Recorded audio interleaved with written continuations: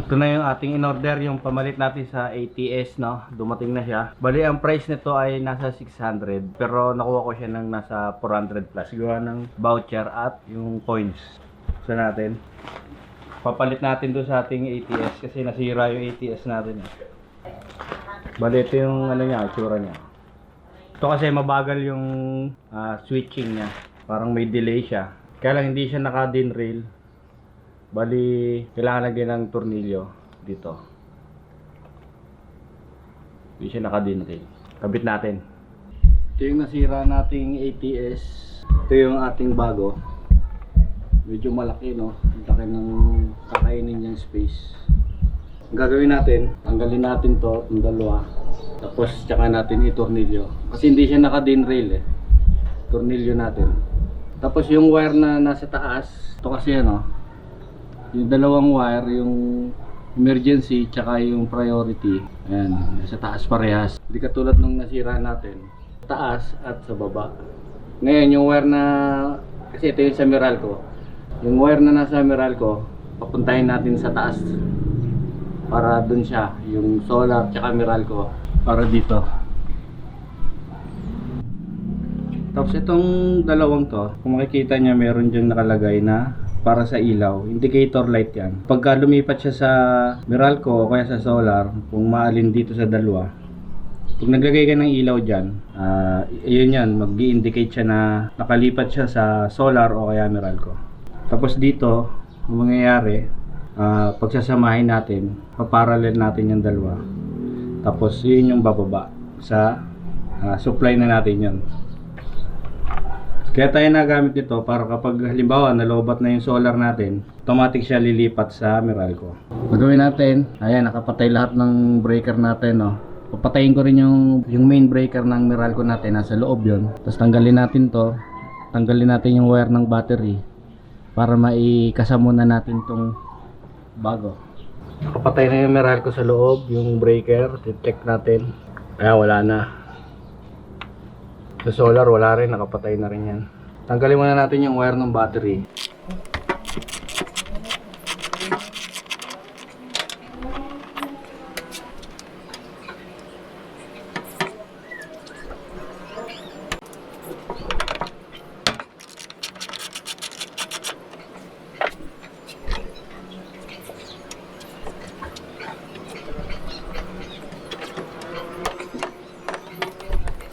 Basta tanggalin natin tong cable tray kasi tatamaan din siya eh.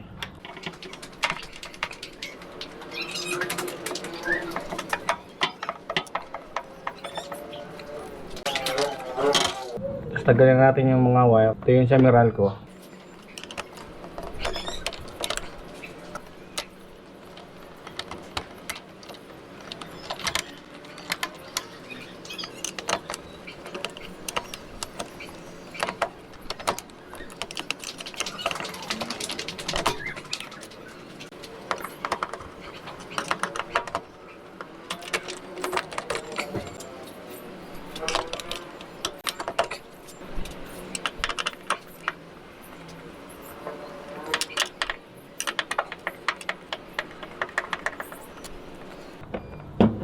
Ayan siya. Kasya pa rin naman, no? Kaya lang yung wire natin ng battery, yun na yan, hindi na natin siya lalagyan ng cable tray.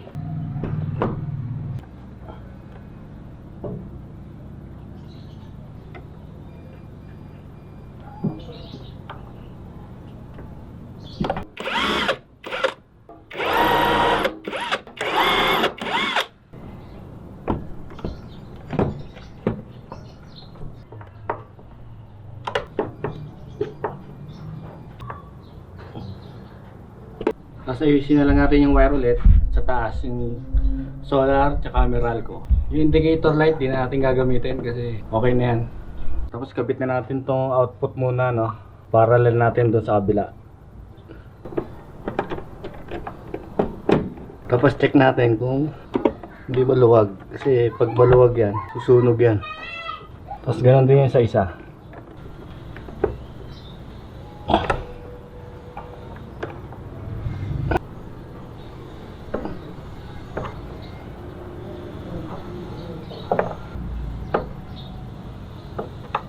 Okay na tayo dito sa sa baba, yung output. Kasi mangyayari niya, kung halimbawa dito may kuryente, pupunta pa rin siya sa supply natin sa appliances.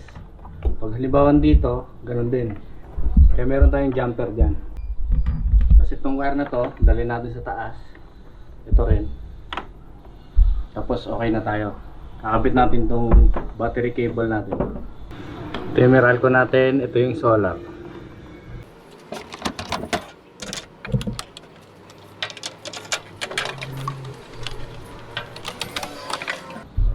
Ito na yung wire natin, nakalabas na. Kabit natin dito. Ito yung magiging, yung Meralco natin ang magiging backup, emergency power, no? Priority natin yung solar. Kabit muna natin to.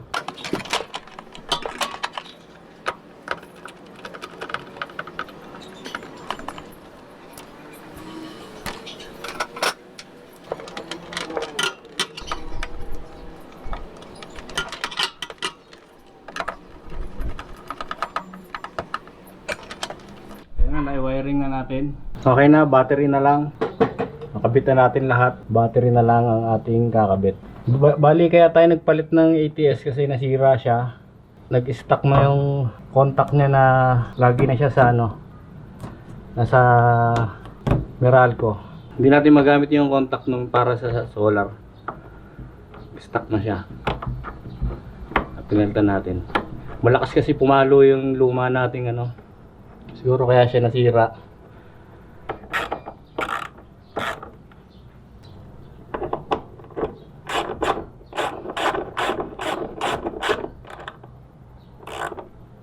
Kompleto na tayo. Dito meron nakalagay manual, automatic, i-auto natin. Tapos buhayin natin yung ating inverter.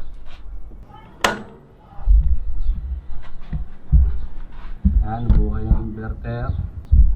Tapos buhayin natin tong breaker. Ayan, buhay na siya. 230. Tapos yung ating solar charge controller, kasi hindi gagana tong low voltage disconnect na relay, yung solid state relay natin. Kasi nakapatay pa yung LVD natin. Buhayin natin. Tapos buhayin natin yung load nito kasi dito nakakonect yung LVD natin. Tapos tingnan natin kung ano mangyayari sa kanya.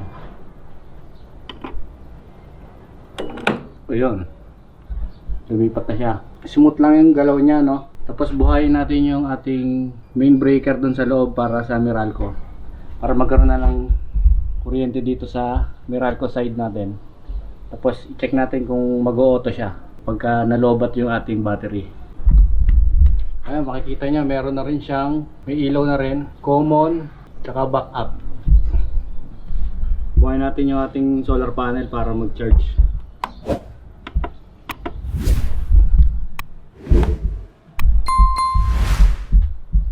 Tapos, gawin natin, kunwari nalobat na yung solar natin, patayin natin, solar. Ano, napaka-smooth lang ng galaw niya. Okay na sa akin yan, kahit na may kurap siguro ng konti. So ganda kasi yung mechanical niya sa loob, hindi siya malakas, matagal masira yun. Yung luma kasi natin to, sobrang lakas ito pumalo. Kahit yung kapitbahay natin ay naririnig to. Tapos ito yung ating inverter. Ito yung pan natin. Hindi ko pa inaayos pero nakabukas tong ating inverter. Tapos may pan yan. Ito yung ating controller. Hindi ko pa naayos. Yan. Nag-charge yung ating battery, 30 amps. Parehas yan. Magkalapit lang yan kasi magkatabi yan ng solar panel. Yan. Yung ating baterya mapupuno na yan kasi iniwan kong nasa 90% yung ating battery. Nung nasira, kinarge ko muna yung battery natin. Bali ilang araw din tayong walang solar. Yan. Pero ngayon okay na. Kung di nyo pa napanood yung huli kung bakit nasira yon, panoorin nyo. Tapos kung gusto nyo rin yung ganito, yung smooth lang na galaw, nandyan sa description yung link. Maraming salamat ulit. So, okay na.